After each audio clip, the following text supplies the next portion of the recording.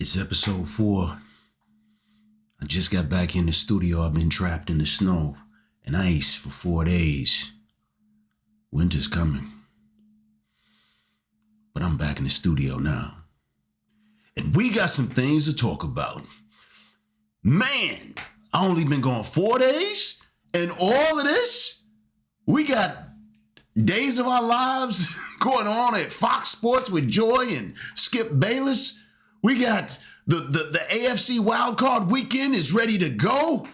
Pittsburgh Steelers, we got to play them again. Oh my goodness. And y'all, we needed subscribers. We needed support because we're a brand new show. You guys been showing out while I was gone, but we're going to talk about all of that. But right now, let's get to it. Episode 4, One Flock, we back. I'm happy to be with you. Let's get it going. Then the media came a-rapping, ever-tapping against my bedroom door. Give the MVP to Josh Allen, we desperately implore. Quoth the Raven, nevermore.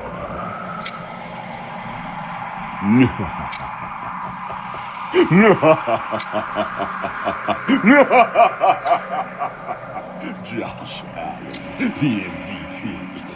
The MVP is Lamar. One flock.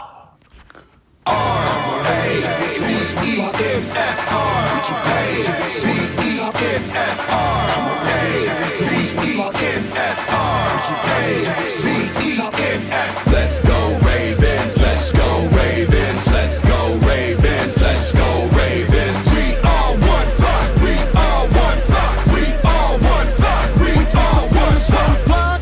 Hello and welcome to One Flock. I'm your host, Rob Love, here to take you through everything Ravens related and some other stuff that's just worthy of talking about. I'm so glad you're able to join me here. This has been an amazing launch. Remember, we just started One Flock last week. This is our 4th episode, and you guys have been absolutely incredible in your response. It has been unreal. And I got to start today's show the only way I know how, and that's just by telling you guys, thank you. We've got a lot of goals. We've got a lot of things we're going to do with this show, and none of it would be possible without your support. And you have been showing that, and you've been showing it in bulk. I appreciate all the comments. I appreciate all the interaction. I appreciate the liking and subscribing. In fact, if you haven't done that already, that's one of the biggest things you can help right now do in helping the channel, and that is to like and subscribe. Go ahead and take a moment, please. Hit that little like button, hit the subscribe button, and make sure you turn on the notifications so every time we have a new episode, you'll know, and we'll be dropping this information and coming back together as one flock to get this Super Bowl that we tracking down right now. It's about to happen. By the way, where all those doubters go? Where'd all the doubters go? I recall not that long ago, the Ravens were 0-2 and the world was falling down, right? Where the doubters at? We'll talk about that later. Seems like the doubters always follow us, but we got a Super Bowl to track down, and I believe that our entire organization from the top down is set on that mission. I know as a fan base, I know as one flock, that's what we're flying for. It's coming with a Super Bowl, guys. It's coming with a Super Bowl. But it starts this Saturday. We got a formidable opponent, the Pittsburgh Steelers. They are always a tough game for us because that's our rival. They know us. We know them. The defense is wow. And the hits that happen in that game, oh boy, this is the playoffs. Everything will be ramped up. We've already met each other twice this year in the regular season. We split that. My personal opinion is we should have won. We should have won both of those games. But now that we have to play them in the first round of the playoffs, maybe I'm glad that Justin Tucker couldn't make a kick in the first meeting. Maybe because it's hard to beat a team 3 times, especially a rival with pride like the Steelers. So maybe I'm glad that Tuck missed all those kicks. Nah, I'm not glad that Tuck missed all those kicks. I'm still salty about it for real. But you guys know, I mean, this is going to be an intense game. And no matter how you look at it, we should win. But it's the playoffs. And it's a rivalry game. And anything can happen that you let happen. And that's where my real confidence comes from in this game, is that I don't believe that Lamar Jackson is going to let happen the nonsense that has happened previously in some of these playoff games. And what do I mean by that? Well, I want to take you back to last year's AFC Championship game. In that game, what did you see? Yeah, we lost, but what did you see? I'll tell you what I saw. I saw an entirely different offense than anything I had ever seen the Baltimore Ravens utilize during the season. This amazing season when we dominated. I mean, our offense was explosive. We were just murdering teams. I mean, look what we did to Detroit. Look what we did to San Francisco. I mean, there was nobody that could do anything to us. They couldn't slow down the train. And then suddenly, against the Kansas City Chiefs, I saw something I didn't understand. And it wasn't a Lamar problem. Now, Lamar was still the quarterback, and Lamar was following the play calls. But following those play calls cost us the game. And what play calls am I talking about? Well, you guys know. Abandon the run. Abandon the run. Abandon the dominant run. We were the number one rushing offense. And get this. I don't know how many of you knew this, but the Kansas City Chiefs had one of the weakest rushing defenses in the country. The strength of their defense, the teeth of their defense was their secondary. And we played to the strength of their defense and abandoned the strength of our offense. We got the number one rushing offense against one of the weakest, rushing defenses. And we abandoned the run. Now, while, that makes zero sense, somebody made that decision for some reason. I just know that somebody wasn't Lamar Jackson. Now, the decision that Lamar did do, and this is why I think this year will be different. Lamar chose to go with that game plan to listen to the instruction, as asinine and ridiculous as it was, he chose to listen to it. He's a young quarterback, and a lot of young quarterbacks make that mistake. I assure you, Tom Brady, if the coaches had told him, hey, do this stuff that makes no sense, Brady would have been like, yeah, whatever, right? But you got to have the clout, right? You got to have the clout. As an NFL quarterback, you have to be established to where I'm taking over this. I'm not doing that crazy stuff they just called in. We're going and getting this play. And for young quarterbacks in the NFL, that can be a challenge. Everybody remember a certain Pete Carroll Super Bowl against Brady, where a certain Russell Wilson, second year in the league, got beast mode on his right behind him, needs what? Yard and a half, 2 yards to win the Super Bowl, ice the game. And Pete Carroll called in the most ridiculous nonsense. I don't have to tell you guys the play. Y'all saw it. Didn't give the ball to beast mode. Hadn't been able to be stopped all day. Beast mode was running all over the Patriots. And Russell Wilson gets a play call from the sideline. Carroll wants him to pass the ball and not give it to beast mode. And we know how that ended. Interception. Patriots win. I bet Russell wouldn't have done that again had he been given the chance.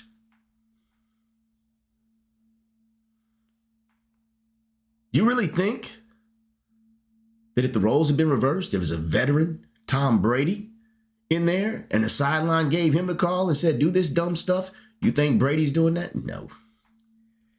And that just makes my point. I think at this point in his career, Lamar Jackson has come to understand, especially since he's been given for the first time in his career, for any length of time, this ability to be able to change the plays and call what he sees. He's now in that mode where he has that confidence to just go against what's coming in the headset, talking about, do this dumb, stupid play. Nah, we ain't doing that. Right? Remember, it's not like that in college. See, in college, that may be changing with NIL now, but previously, in college, you mess around and don't do what the coach says, your playing time is gone, forfeit, and you can't go anywhere. You couldn't leave. You couldn't leave. You will sit there and rot on the bench. You do what the coach says. You get to a certain level of excellence as a professional in the NFL, and now you have autonomy. Because that's the way it works. I promise you, you get to talking to any of these players in the league, they will tell you that there are moments when the veteran quarterbacks are doing what they do, the special ones, and they are allowed that autonomy for that reason. Lamar Jackson, had he had that last year, the Chiefs would have lost. Had Russell Wilson had it against the Patriots in the Super Bowl, the Patriots would have lost. Beast mode would have, we'd be telling history a different story. So yes, I believe that the recipe is in place, just like it was last year. The difference, I believe, this year is that if anybody gets crazy enough to say abandon the recipe, Lamar ain't going for that. Derrick Henry ain't going for that. We got veterans in the offense who will say, nah, we going to get this thing. That's my thought. Now, we'll see if I'm right. Now, there is always the possibility that anything can happen, right? But when I look at the real performance of this team, especially the way they've been tried and tested throughout the season, you're talking about a team that has 9 victories over playoff teams. 9 during the course of the regular season. That's trial by fire. Think about it. We've already played Patrick Mahomes. We've already played Joe Burrow twice. And while he's not a playoff team, everybody knows what Joe Burrow and them boys were doing on offense. So our defense has seen these incredible offenses. We played the Buffalo Bills, right?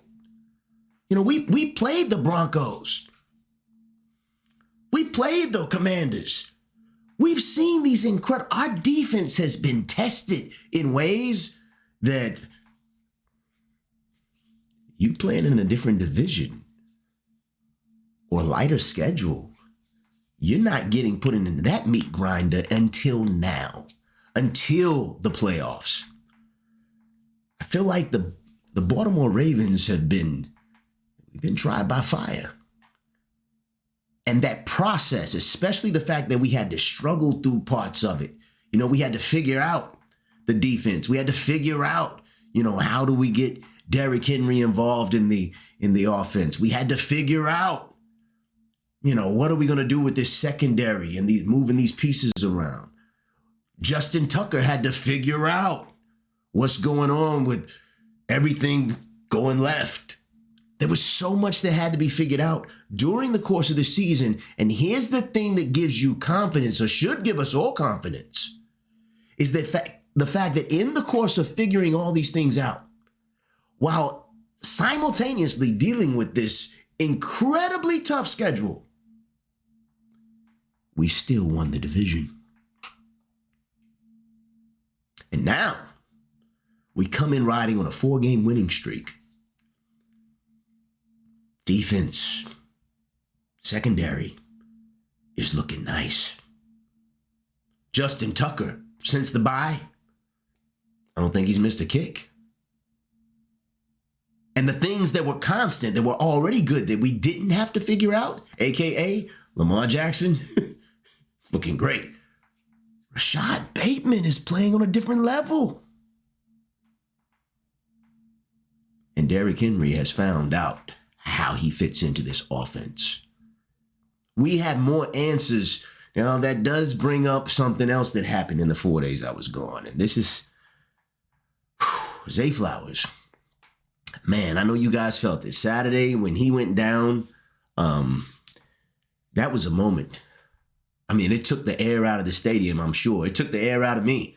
I was, because what was weird is when I saw the injury, when he went down, I didn't see the knee collide with the other guy's knee. All I saw, he was running, then all of a sudden, with no contact, it looked like he just went down and was grabbing at his leg, and he was in obvious pain.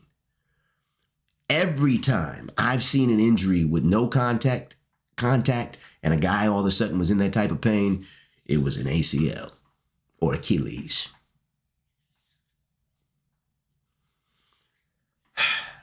Which means you weren't going to see that guy for a year and a half if you ever saw him again. The good news is there was contact. And as the MRIs have shown since, this is something we learned in the last couple of days. Zay Flowers looking at a sprain, some sort of contusion maybe, but it's a short-term injury. It's more pain than anything else. No damage to his ligaments. He's going to be able to play. Not this game. And I don't think we really need him to play in this game. But man, what a moment, right? But I want to say, Zay Flowers, we're so happy, we're relieved, brother, that you are okay. You will be missed in this game on Saturday. You, like so many other pieces in our offense, are not replaceable. You're not replaceable. You have a very unique set of talents, but I think I speak for all the One Flock when I say we're just very happy that you avoided a really bad injury. We're sorry that you got hurt, but brother, we're glad that you'll be back on your feet soon. Good to see you with that good prognosis. So a lot of thoughts and prayers with Zay Flowers, but I think this team, because we've been tried with so many things during the course of the season, will be able to next man up and support that. But how do we account for Zay Flowers' speed and shiftiness in the way he takes defenders with the misdirection? You know, as I thought about it, I think we have the perfect player to do that. And he's not a wide receiver. He's not a wide receiver. We happen to have a really speedy running back that's small in stature that we just got back recently from injury. And we know he's got the wheels back because we saw him on a punt return that brother got 4.3 speed. Some say 4.2 speed. And he's back in the stable. We know he's got hands. We used him a lot last year, catching passes out of the backfield. We could definitely use something like that maybe to keep the play action working. I don't know. We have options. This team has options. We're going to do a show later, and I'll tease it right now. But there's been this concern, and for good reason, for a long time, about the Ravens not having what we call a true number one. And when most people picture that, we picture a, big body, extremely athletic, fast, one-on-one wide receiver that get those jump balls and high point a ball and you just not taking it from him. And it seemed that most of our wide receivers that we recruited were small, shifty, fast wide receivers. Your Rashad Batemans, your Hollywood Browns, your Zay Flowers. I have a theory on that, and we'll have an episode where we break that down, where I think we may have addressed it and you guys just aren't seeing it. I think there's some chess at play here. We'll talk about it, see what you guys think about it. But the point that I was getting to is that when we lose a piece, this team is really structured to where we have pieces that we can slot in that really pick up the slack. And we've had to do that enough to where we're experienced with that. So even though it looks like we're not going to have Zay for a game, there's no panic button. I'm not panicking. You guys aren't panicking. The players aren't panicking. It's like, okay, we've been here. We've had these type of challenges. Let's do it.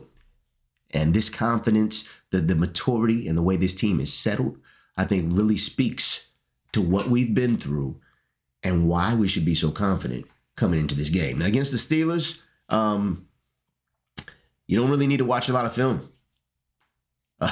We know the Steelers like the back front of our hands, maybe like the back of our eyelids. We know the Steelers and they know us. So this is not a mystery game. We know what to expect. This is going to be hard-nosed, bang-bang football.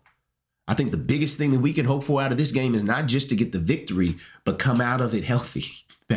That is a concern when you're talking about a spirited rivalry like the Ravens and Steelers, because nothing will be, and it's playoffs. So everything, that intensity that we get in the regular season in this rivalry is going to be amped up that much more.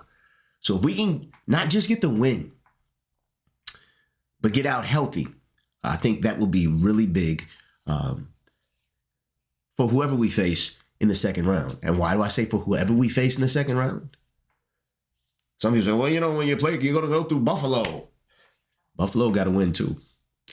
The Broncos are no slouch. Let me say that again. The Broncos are no slouch. Now, they looked like it when we blew them out. We just blow out so many people. Well, the Bills look like a slouch when we blew them out. Man, look at all these playoff teams we blew out. You see why I'm confident? I'm feeling good. I'm feeling good, and you should be too, One Flock. You should be too. Man, think about this. In a matter of weeks, we could all be in New Orleans, preparing.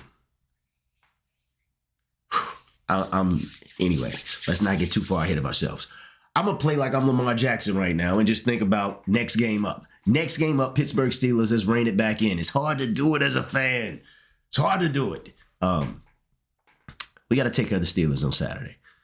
Buffalo Bills, they got a test coming up as well with the Broncos. I actually believe that game could go either way. And the reason I do is because of what I'm seeing out of Denver right now.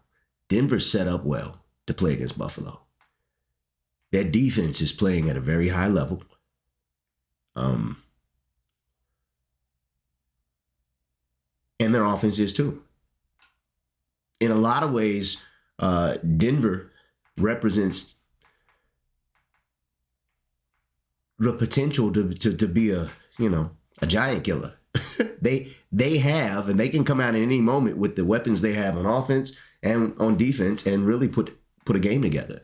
Now, I don't think they have what it takes to go to the distance because they got a young quarterback, and you've got to do it, 4 times in a row. They don't have that, but they could upset somebody. And Buffalo may be, upset this week about the Broncos, especially if they sleep on Denver. Ooh, don't be surprised. Don't be surprised.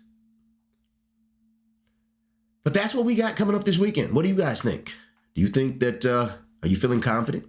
Do you feel like we should be confident coming out of this game? You got a prediction on the score?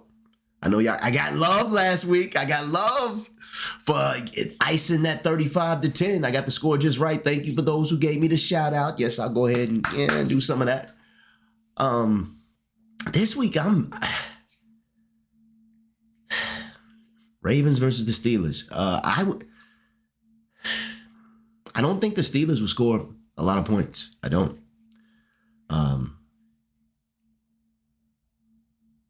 I know the Ravens are going to be extremely focused. I expect us to run the ball quite a bit. I don't expect us to abandon the pass. I'm looking for balanced offense. That really is when we're greatest. And Lamar does an excellent job, as he has all year, at reading the defense. And when they stop giving him the run, he attacks the pass. When they shut down the receivers and switch their defense to where that's the more difficult and the running game opens up, here you go, Henry. Take it, King. Lamar has been orchestrating that beautifully all year, and I think he'll continue to do that. So let's say the game is 32 to, here's an interesting score. I'm going to go with 32 to 13. 32-13 is what I'm going to go. And of course we win. If that happens and I ice 2 games, man, I'm going to have to start a different channel. We're going to just have to start putting picks in. Hey, just kidding. But let's move on to this other thing. I gotta address this because it's the elephant in the room. What in the world is going on at Fox Sports? I mean, listen, I understand that things like what we're hearing about there have been happening for forever in entertainment, but it's still shocking whenever you hear about it, right? I remember many times, in my past, I've been aware of where there were certain individuals that everybody kind of knew because the story circulated. These things happen. It was shocking then, though, for me. I guess, maybe because of the way I was raised, conservative background. But when you hear stuff like this, it just has a, what? Even though we all know it happens. Now, again, this is all alleged at this point. That and then Skip Bayless, Skip Bayless being, 1.5 million, Skip. I mean, tell us you got a lot of money without telling us you got a lot of money. You know what I mean? 1.5 million?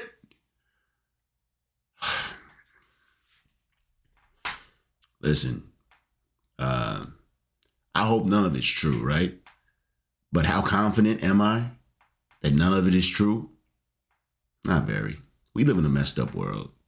I mean, people do deplorable things all the time. They just, have no place or should have no place, but they do it. And I guess that's why it's really shocking whenever you hear about stuff like that. I don't know, were you guys shocked when you heard about it? Were you like, no, I expected that. I suspected it even. Or were you just shocked? Me, I was shocked. I'm still shocked. I'm like, what? What? And what's crazy is, and this is what I can't imagine, and whether it's true or whether it isn't true, I turn on the TV right after, all this is coming out, and there's Joy right there on the set trying to look like she's not the, story of the hour, every hour, all across the net. Man, how tough is that, right? And if it's true, then deservedly so. I mean, you deserve all that negative attention. If it isn't true, man, how rough is that? We know. At this point, none of us know, right? We don't know. But man, it's crazy, right? Anyway, I just had to get that out of my system because that all happened. Like I said, that's one of the things that was getting dropped in the 4 days I was stuck in the snow and ice. What else? When I left the last episode, you guys remember when I was imploring that you like and subscribe as we do, and we're going to continue to do because we're a brand new channel. And it's super important for us to get subscribers. I don't know how many of you know this, but on the YouTube platform, until you reach 1,000 subscribers. Everything that you're doing, what we're doing right now, is just a hobby. You cannot monetize your channel to help pay for any of this operation until you reach 1,000 subscribers, and then you have to continue to progress past there to really make it meaningful, far past there. When we did episode 3 on Saturday, I think we had maybe 60 subscribers. And I reached out to you guys and I said, hey guys, please like, subscribe. We really need that help. Would love to make it to 100 subscribers. And that was my goal. I was hoping we could get to 100 subscribers, maybe, sometime by the end of this week. Imagine how I felt yesterday when I looked at the channel and you guys have responded in the way that you have. Do you know that we hit 500 subscriptions already? 500. You guys, in less than a week, before we could get to our 4th episode, have catapulted One Flock to where we are halfway to being able to qualify for the YouTube monetization model. And I did not expect that, but I tell you, I am thankful and I appreciate the support. I appreciate all of your kind comments. I appreciate everything that you guys are doing to help us bring this important content about our favorite team and this incredible game and these incredible storylines and just do this together and have fun doing it. So I just want to put that out there. I just want to tell you again, thank you. And for those of you who are spreading the word, please continue to do so. This is a huge deal to me that we've gotten to 500 subscribers already, but we have so far still to go. And as I say all the time, and you'll continue to hear me say it, we go nowhere alone. We take the field, One Flock, and you guys are putting the truth to that. So thank you very much. I appreciate it. And speaking of the flock, it's time for the One Flock call of the day. Do I hear those calls? Got to get that sound effect too. I want to hear some caw, caw, caw, caw. Anyway, I need to call James and Glenn, just have them record it and be like, let's play this. Anyhow, this is our comment. And you know what? I appreciated this one because it touched on something that we kind of been talking about. Well, not kind of. We've been talking about it quite a bit. But this brother laid it out there in a way that I felt was really pinpoint. So I want to say shout out. Thank you to Cess Jr. 86. Is that short for Caesar? You are our second call of the day. And this is what this brother had to say. He said, I just want to throw this up to counter the Lamar has weapons that are so much better argument. Through 16 games in the 2024 season, Lamar Jackson has been far more valuable to his team than Josh Allen has been to his team.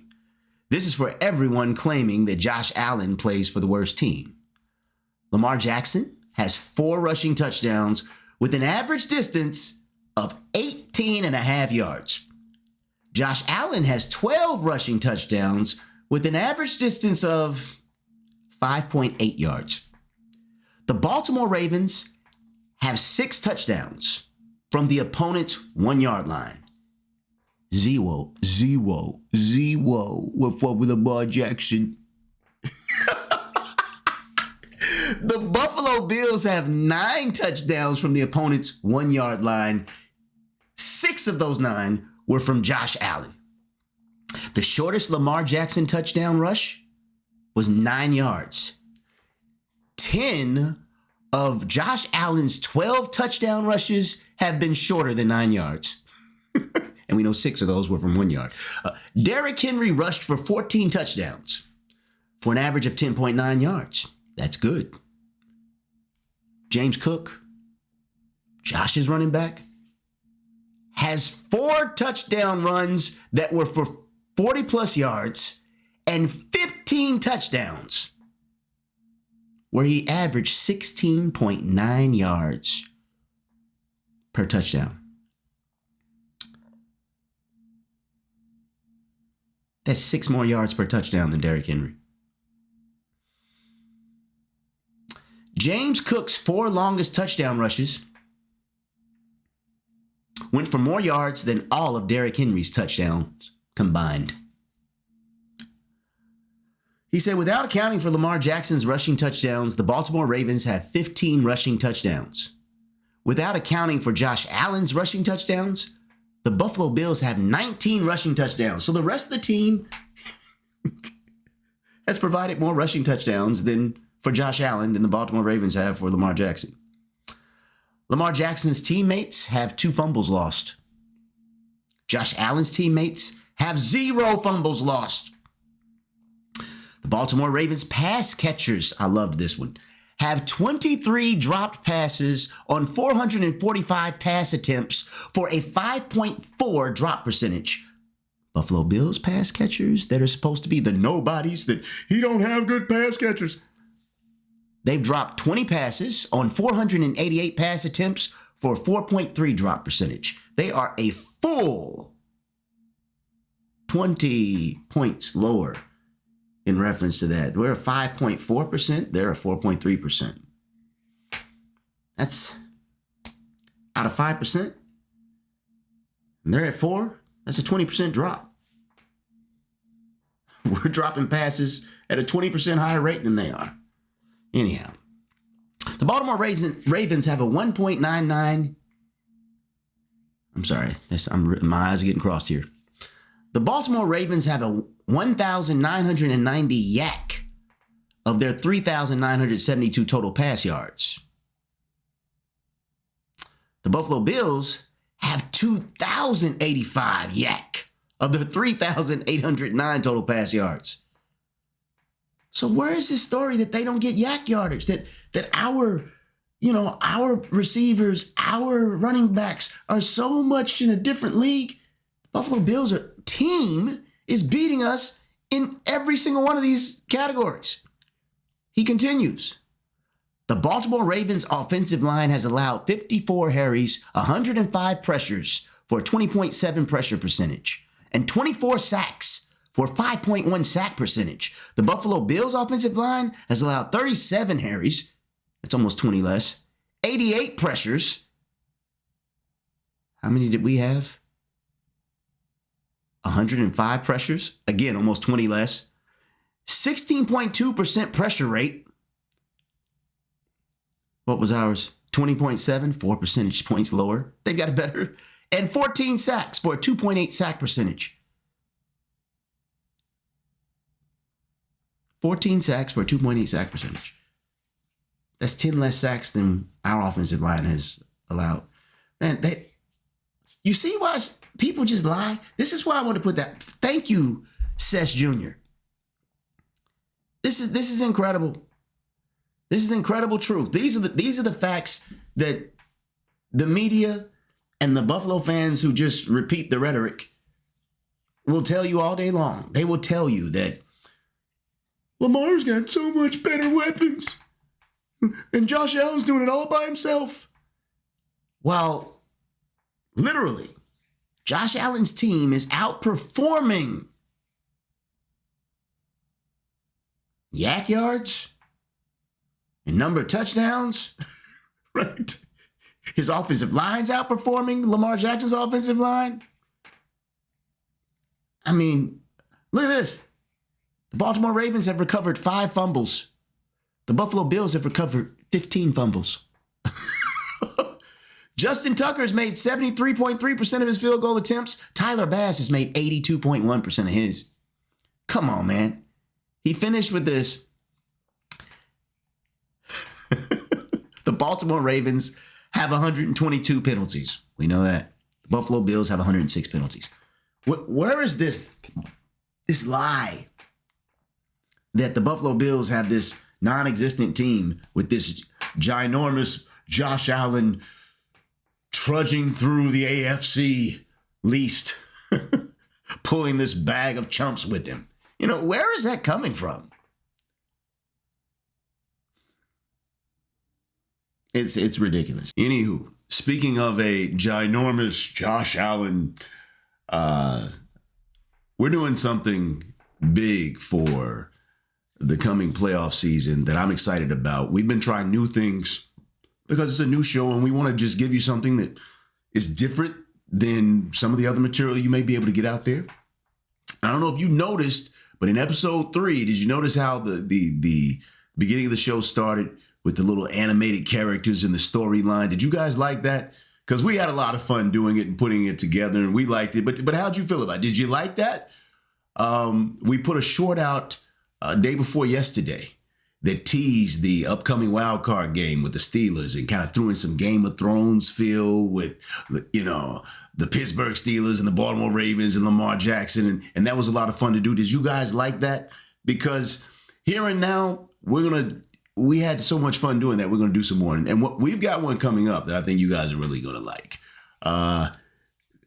That's all around this Lamar Jackson, Josh Allen situation.